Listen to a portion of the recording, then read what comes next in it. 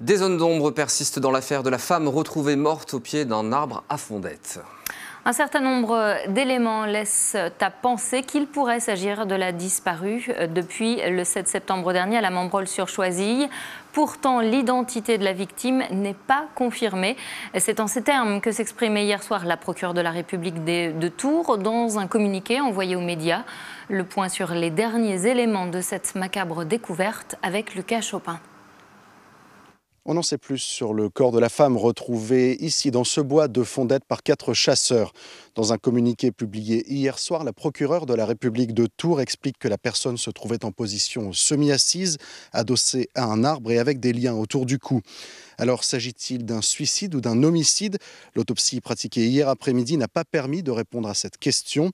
Des examens complémentaires des tissus et des analyses toxicologiques ont été ordonnés.